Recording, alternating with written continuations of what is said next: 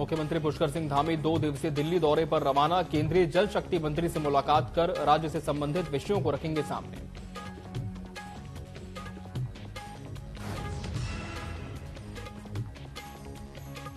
आपदा प्रबंधन सचिव विनोद कुमार सुमन ने राज्यपाल लेफ्टिनेंट जनरल गुरमीत सिंह से की मुलाकात। राज्यपाल को सौंपी केदारनाथ क्षेत्र में आई आपदा की रिपोर्ट।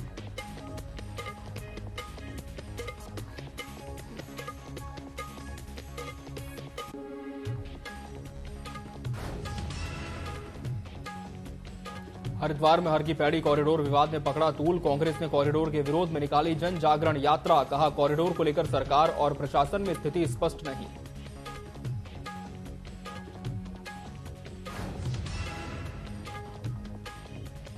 देहरादून विकास प्राधिकरण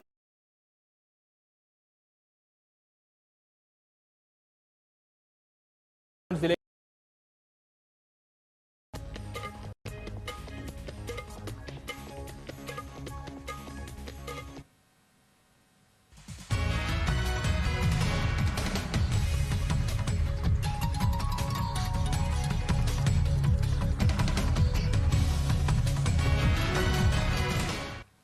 नमस्कार, बहुत स्वागत है आपका न्यूज अपडेट में। मैं हूं आपके साथ अमित शर्मा। मुख्यमंत्री पुष्कर सिंह धामी 2 दिवसीय दौरे के लिए दिल्ली रवाना हुए, जहां वो कई केंद्रीय मंत्रियों से मुलाकात करेंगे। साथ ही केंद्रीय जल शक्ति मंत्री से मुलाकात कर राज्य से संबंधित विषयों को सामने रखेंगे। उन्होंने कहा कि केंद्रीय मंत्रियों से मुलाकात के दौरान उत्तराखंड के विषयों को रखा जाएगा। ऊर्जा विभाग से संबंधित स्वीकृति राज्य को मिली है, जिसको लेकर प्रधानमंत्री और ऊर्जा मंत्री को धन्यवाद देता हूं।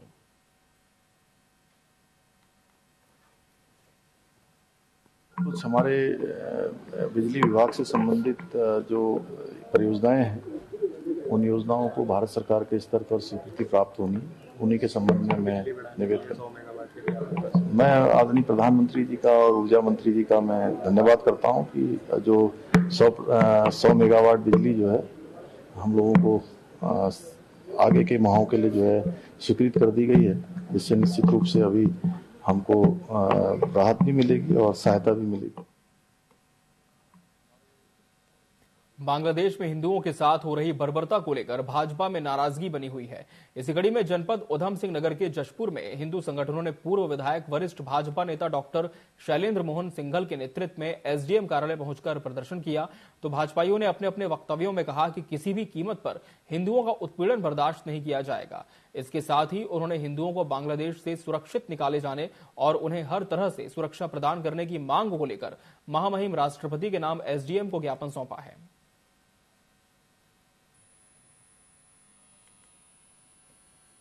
वो उनका आंतरिक मामला था, परंतु जो हिंदू समुदाय के ऊपर जो वहाँ पर मात्र 8% है, उनका इस सत्ता परिवर्तन से कोई लेना देना नहीं था। उसके बावजूद उनके ऊपर हमला किया जा रहा है, संपत्ति नष्ट की जा रही है, बहु बेटियों को निर्वस्त्र करके दौड़ाया जा रहा है और मंदिर तोड़े जा रहे हैं। तो बड़ा दुर्भाग्यपूर्ण वातावरण वहाँ पर बना हुआ है। तो हमारी यही मांग है कि भारत सरकार इसमें तुरंत इंटरवीन करे और जो वहाँ पर हिंदू समाज के लोग हैं जो वहाँ पर रहने में असमर्थ हैं, अपने आप को असहाय महसूस कर रहे हैं, उनको एक सेफ पैसेज देकर भारत में उनको शरण दी है। अल्मोड़ा जिला जेल में अगस्त क्रांति दिवस के अवसर पर आजादी के वीर सपूतों को याद कर नमन किया गया और श्रद्धांजलि दी गई। जिला जेल के नेहरू वार्ड में जनप्रतिनिधियों, स्कूली बच्चों और स्थानीय लोगों ने आजादी के सपूतों को याद कर उन्हें श्रद्धा सुमन अर्पित किए। इस दौरान स्कूली छात्र छात्राओं ने देशभक्ति कार्यक्रमों की रंगारंग प्रस्तुति भी दी। अल्मोड़ा विधायक मनोज तिवारी ने अल्मोड़ा जिला जेल को ऐतिहासिक बताते हुए राष्ट्रीय धरोहर घोषित करने की मांग की, जबकि जेल में प्रशासनिक अधिकारियों और भाजपा नेताओं के नहीं आने की बात कहते हुए विधायक ने नाराजगी जताई।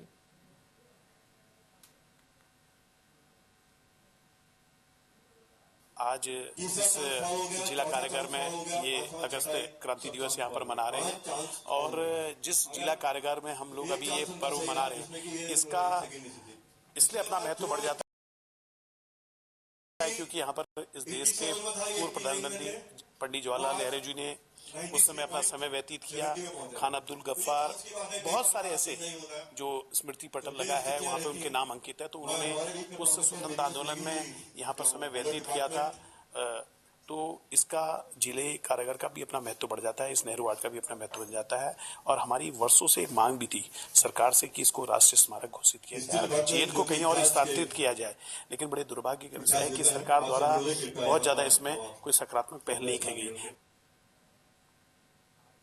देहरादून के गांधी पार्क में कांग्रेस प्रदेश अध्यक्ष करण महारा सहित कांग्रेस के वरिष्ठ नेताओं ने अगस्त क्रांति को याद करते हुए महात्मा गांधी की प्रतिमा पर माल्यार्पण किया। वरिष्ठ कांग्रेस उपाध्यक्ष सूर्यकांत धस्माना ने कहा कि अगस्त क्रांति के माध्यम से हम हमारे वीर क्रांतिकारी को याद कर रहे हैं। उन्होंने कहा कि राष्ट्रपिता महात्मा गांधी ने 9 अगस्त को ही देश की आजादी के लिए करो या मरो का नारा दिया था और इसी दिन महात्मा गांधी को हिरासत में लिया गया था। 8 अगस्त और 9 अगस्त हिंदुस्तान के आज़ादी के इतिहास में 2 ऐसी तारीख है जब अंग्रेजों के सैकड़ों साल के राज पर आखिरी कील ठोकने का काम देश के महान नेता महात्मा गांधी ने किया था। 8 अगस्त को मुंबई में कांग्रेस के अधिवेशन में बापू ने अंग्रेजों भारत छोड़ो का नारा दिया था और 8 तारीख की अर्धरात्रि से कांग्रेस के नेताओं की गिरफ्तारी शुरू हुई थी और 9 तारीख को जब अगस्त क्रांति का असली बिगुल बजा इस देश के अंदर, वो अंग्रेजों के राज के अंत की शुरुआत थी। आपदा प्रबंधन और पुनर्वास विभाग ने केदारनाथ क्षेत्र में आई आपदा की रिपोर्ट राज्यपाल लेफ्टिनेंट जनरल गुरमीत सिंह को दी है, जिसे लेकर आपदा प्रबंधन सचिव विनोद कुमार सुमन ने राजभवन में राज्यपाल से मुलाकात की और रेस्क्यू अभियान की जानकारी दी। बताया कि 31 जुलाई की रात भारी बारिश के कारण 29 स्थानों पर भूस्खलन से रास्ते खराब हुए, जिसमें काफी लोग फंस गए। मुख्यमंत्री के निर्देश पर पूरा सिस्टम सक्रिय हो गया और लोगों को सुरक्षित निकाला गया। पौड़ी कॉरिडोर के विरोध में अब कांग्रेस भी कूद गई है, जहां कांग्रेस विधायक के नेतृत्व में कांग्रेस ने कॉरिडोर के विरोध में जन जागरण यात्रा निकाली। इस दौरान कांग्रेस नेताओं ने व्यापारियों से बात की। वहीं कांग्रेस नेताओं ने कहा कॉरिडोर को लेकर सरकार और प्रशासन में स्थिति स्पष्ट नहीं है और उन्होंने कहा अगर प्रोजेक्ट जनहित में होगा तो इसका स्वागत किया जाएगा और अगर हित में नहीं होगा तो इसका जोरदार विरोध होगा।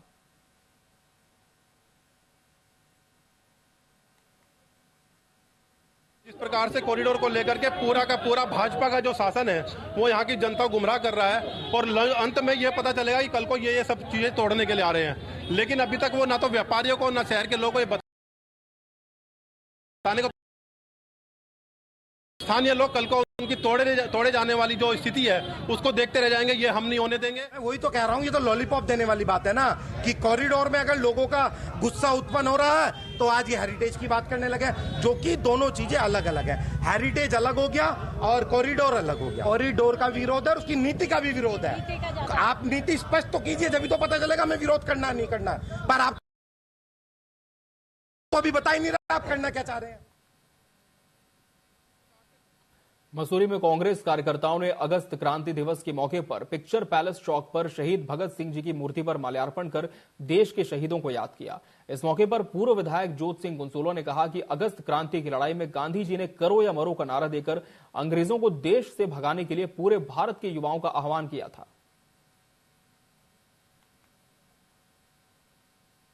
उन तमाम शहीदों को जो आज़ादी के परवाने थे उन्हें याद करने के लिए आज 9 अगस्त क्रांति दिवस के रूप में यहाँ मनाया जा रहा है। 8 अगस्त को 1942 को मुंबई में एक अधिवेशन हुआ भारतीय राष्ट्रीय कांग्रेस का, जिसमें सर्वसम्मति से भारत छोड़ो आंदोलन का प्रस्ताव पारित हुआ और 9 अगस्त वो दिन है जिस दिन पूरा भारत सड़कों पर उतर गया था और भारत छोड़ो आंदोलन की शुरुआत की गई थी। देखिए, आज अगस्त क्रांति जो है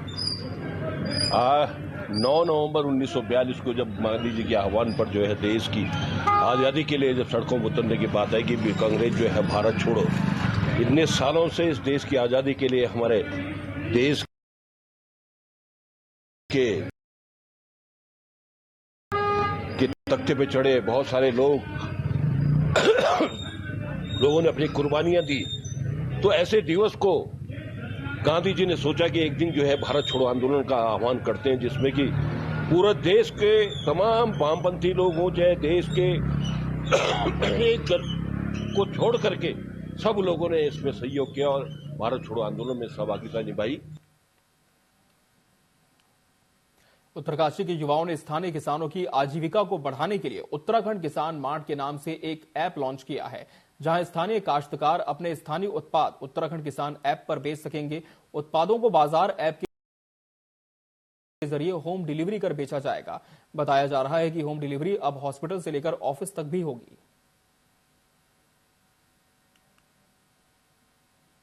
प्रॉफिटों पर छोटे का इसमें ज्यादातर बेनिफिट ये है कि खेती आदमी कर रहा है, परंतु उसको 2-4 किलो 5-10 किलो बेचने में कहीं ना कहीं वो बेच नहीं पाता है, उसको प्लेटफॉर्म नहीं मिल पा रहा था।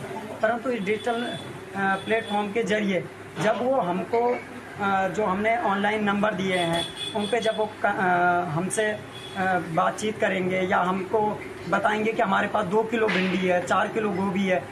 किसान मार्ट के नाम से जो ये स्टार्ट किया है, इसमें देखिए एक तो आपका रोजगार का मसला है, दूसरा है कि उत्पादक और उपभोक्ता तीनों पक्ष से जुड़े हुए हैं। एक हमारा स्थानीय आदमी कोई भी उत्पाद तो पैदा कर लेगा, लेकिन उसको मार्केट नहीं मिल पाती। इस वजह से क्या है कि अपने जो किसानी से वो हटता चले जा रहा है।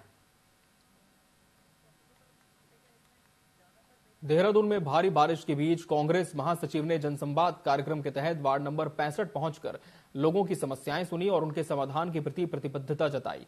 उन्होंने कहा कि राजधानी देहरादून समेत प्रदेश में कानून व्यवस्था की हालत बेहद खराब है। स्मार्ट सिटी कहीं से भी स्मार्ट नहीं दिखती।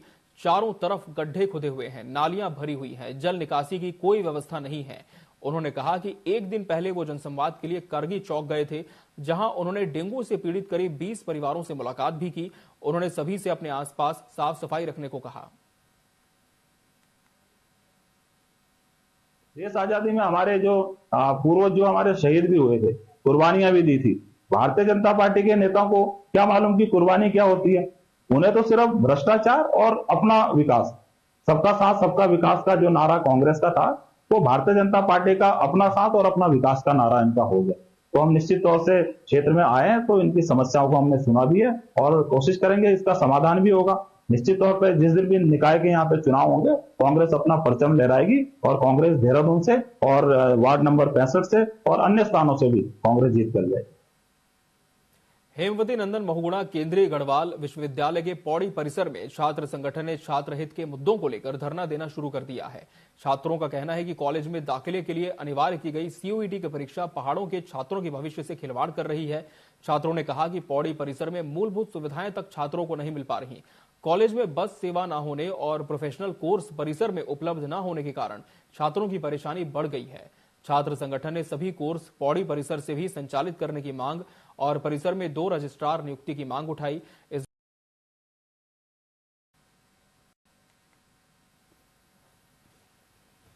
ना तो कोई वार्ता करने की कोशिश की गई और केवल झूठे आश्वासन यहाँ पे दिए जा रहे हैं, जो कि देते आए हैं पहले से। 2013 से बस का झूठा आश्वासन दिया हुआ, आज 2024 हो जाने के बाद भी वो बस परिसर में नहीं पहुंची, जबकि श्रीनगर परिसर में 4-5 बसें संचालित है, जहाँ पे आपका पब्लिक ट्रांसपोर्ट भी ईजी है। यहाँ पे भौगोलिक परिस्थिति इस हिसाब से परिसर में आने तक बच्चे की स्थिति ऐसी हो जाती है कि वो पढ़ने लायक उसकी स्थिति रहती नहीं है, क्योंकि परिसर पहले ही काफी हाइट में। परंतु विश्वविद्यालय छात्रों की अवहेलना, पौड़ी के छात्रों की अवहेलना बार बार करता है, जिसका हम यहाँ पुरजोर विरोध करते हैं। और हमारे जब से मैडम VC बनी है, तब से एक गुजारिश हमारी मैडम से रही है कि आप पौड़ी परिसर आए, अपने परिसर की स्थिति देखें। ये छात्रों ने 27 जुलाई को अपना एक मांग पत्र दिया था। 6 सूत्रीय 6 मांगे उसमें थी, जिसमें से जो 6वीं मांग है वो CUET एडमिशन वाली, वो तो वैसे ही समाप्त हो गई। लेकिन बाकी मांगों को श्रीनगर मुख्यालय में माननीय कुलपति महोदय को भेज दिया गया है। और श्रीनगर में अभी क्योंकि वहाँ की स्थिति भी मुख्यालय की, वहाँ भी छात्र आंदोलित हैं, तो इसलिए वहाँ से यह है कि जब वहाँ स्थिति सामान्य हो जाएगी तो तभी इस पर। नेशनल कराटे फेडरेशन और Uttarakhand full contact karate association ने प्रेस वार्ता की। इस दौरान बताया कि शहर के शगुन बैंक्वेट हॉल बरेली रोड में नॉर्थ जोनल कराटे चैंपियनशिप का आयोजन किया जा रहा है। इस आयोजन का मुख्य उद्देश्य सभी तरह के खिलाड़ियों को एक ही मंच में समान रूप से अवसर देने का प्रयास करना है, जिसमें full contact traditional karate, sports karate में अभ्यास कर रहे सभी खिलाड़ी प्रतिभाग कर सकें। Uttarakhand full contact karate association के सचिव महेंद्र सिंह भाकुनी ने बताया कि इस कार्यक्रम में उत्तराखंड, दिल्ली, उत्तर प्रदेश, हरियाणा, हिमाचल प्रदेश के खिलाड़ी प्रतिभाग कर रहे हैं।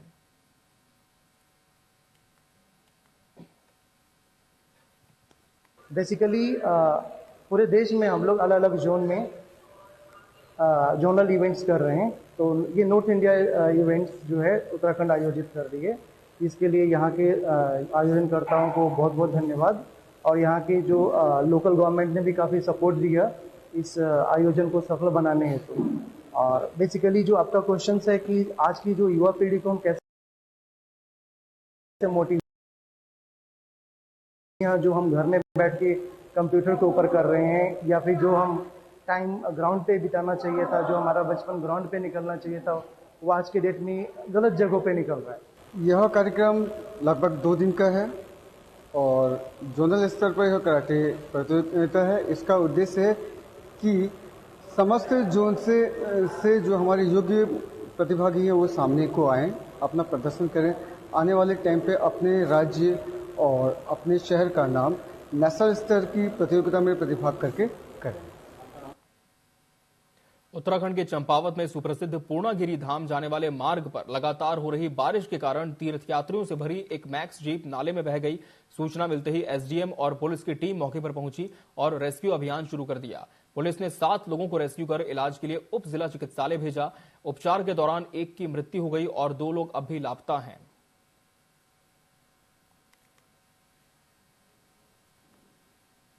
सूचना प्राप्त हुई थी कि पूर्णागिरि की तरफ जाने वाली एक मैक्स जो है वो शेखेड़ा नाला में गिर गई है। इमीडिएटली हमारा जो लोकल एडमिनिस्ट्रेशन था, हमारी जल पुलिस थी, एसडीआरएफ थी, हमारी नागरिक पुलिस है, उन्होंने इमीडिएटली रेस्क्यू ऑपरेशन प्रारंभ किया है और हम लोग अभी तक 6 लोगों को रेस्क्यू भी कर पाए हैं। सर दर्शन करने जा रहे थे और गाड़ी में थे, गाड़ी बह गई पानी में। 6 लोग थे सर। क्या क्या सभी के सीमा कौर, सोना कौर, मंगल सिंह, पवन कौर, अमन कौर।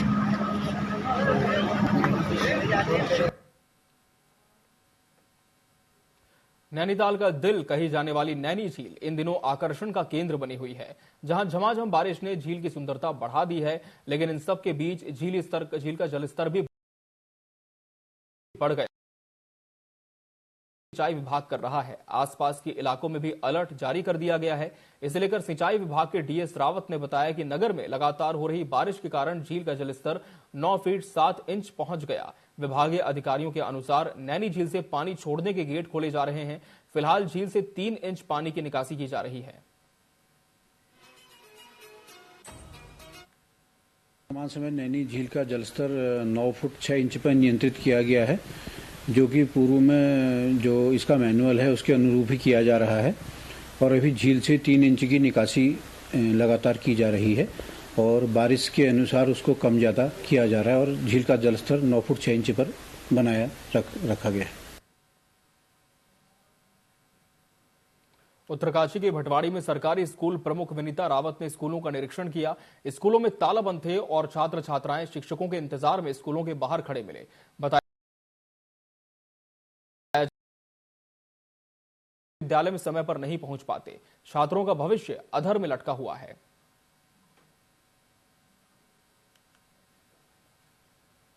आज मैं अपने क्षेत्र के हमारे जो जनप्रतिनिधि आम आदमी है, मैं परसों में मैंने देखा ताला लग रहा। अभी तक 10 बज गए, अभी तक ताला नहीं खुला, टीचर नहीं आए। और वहाँ से मैं जूनियर हाई स्कूल है, वहाँ पे एक टीचर पाया गया। और फिर मैं पाला गांव में आ रखी, उस स्कूल में आ रखी, यहाँ पे ताला पूरे ताला लग रखा। यहाँ के जनप्रतिनिधियों का और यहाँ के जो आम आदमी उनका कहना है कि यहाँ पे टीचर अभी तक बच्चे आ रखे, तैयार होके बच्चे वापस चले गए। 2 दिवसीय दौरे पर राज्य आपदा प्रबंधन के उपाध्यक्ष विनय रुहेला गंगोत्री पहुंचे, जहां उन्होंने राष्ट्रीय राजमार्ग बिशनपुर भूस्खलन क्षेत्र का स्थलीय निरीक्षण कर बीआरओ को रिपोर्ट तैयार और भूस्खलन से अवरुद्ध मार्ग का मलबा हटाने की त्वरित कार्रवाई करने के निर्देश दिए। निरीक्षण के बाद वो जिला आपदा प्रबंधन केंद्र पहुंचे, जहां उन्होंने क्षतिग्रस्त क्षेत्रों की समीक्षा की।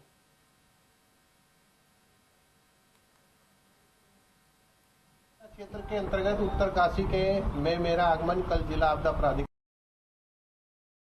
की बैठक है। उसके अंतर्गत विभिन्न विषयों की चर्चा करने और यहाँ पे आपदाग्रस्त क्षेत्रों में भ्रमण करने, वहाँ पे जानकारी करने के दृष्टिकोण से हम आए हैं।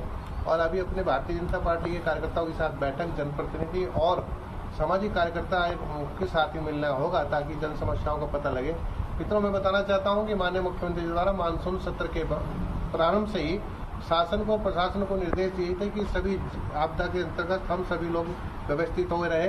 जैसे अपनी मानसून सत्र के मध्य में हमको अपनी तैयारियां अलग से करनी है और उसके मानसून सत्र से पहले की तैयारियां पहले करनी है। तो अभी चूंकि मानसून सत्र लगभग पीछे पहुंचा है तो वही कई जगह जहां हमने सफाई की थी।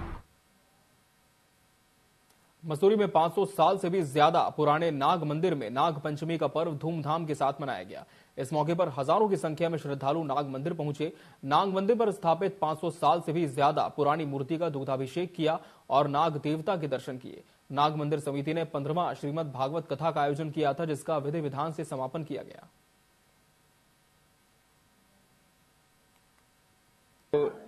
राधे राधे और भगवान नागराज की कृपा सभी के ऊपर बनी रहे। तो आज यहाँ पर आप देख रहे हैं कि नाग पंचमी के उपलक्ष्य में यहाँ मंदिर में भागवत भी करवाई जा रही है, जो नाग देवता मंदिर समिति के द्वारा कराई गई है। और आप देख रहे होंगे सुबह से यहाँ मतलब 4 बजे से लोगों का तांता लगा हुआ है मंदिर में भगवान नागराज के दर्शन करने के लिए।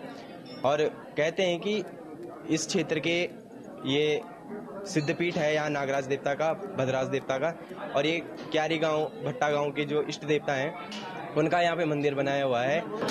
ये नाग पंचमी का पर्व हर वर्ष जो है यहाँ पर मनाया जाता है और इसको जो है लोगों की बहुत आस्था है नाग देवता पर। क्षेत्र का ये हमारा कुल देवता है और स्थान देवता भी यही है। तो यहाँ पर बहुत दूर दराज से लोग आते हैं, जैसे मसूरी, जौनपुर, जौनसार, देहरादून, विकासनगर, सहारनपुर, पूरे क्षेत्र से, टिहरी गढ़वाल से यहाँ हजारों की संख्या में यहाँ श्रद्धालु आते हैं और यहाँ पर जो है सभी की मनोकामनाएं पूर्ण होती है।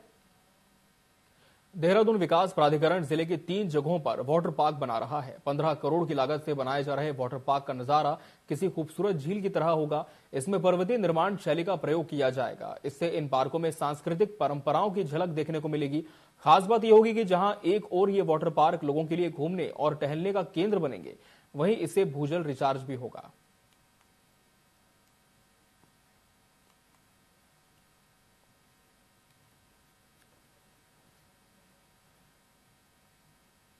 देखिए, कई हम लोग जो वाटर कंजर्वेशन के लिए और जो ग्राउंड वाटर है उसको रिचार्ज करने के लिए उसका हम लेवल कैसे बढ़ाएं उसको लेकर के अलग अलग हम लोग काम कर रहे हैं। उसमें तालाब बनाना, इसमें गौरा देवी वाटर पार्क है, माल देवता के पास एक छोटा तालाब हम लोग बना रहे हैं, मियाँवाला में 2 बड़े तालाब बना रहे हैं और साथ ही साथ जो हमारे देहरादून क्षेत्र के सरकारी स्कूल हैं, ऐसे हमने 100 स्कूल लिए हैं जिनमें रिचार्ज बोर करके और रिचार्ज पीट के माध्यम से जो रूट ऑफ वाटर है उसका प्रयोग करके, उसका उपयोग करके हम लोग जो भूजल स्तर है उसको रिचार्ज करने के लिए जो लघु सिंचाई विभाग है उसको कार्यदायी संस्था नामित किया है और उन्होंने काम शुरू कर दिया है। और न्यूज अपडेट में फिलहाल इतना ही। मुझे और मेरी पूरी टीम को दीजिए इजाजत। नमस्कार।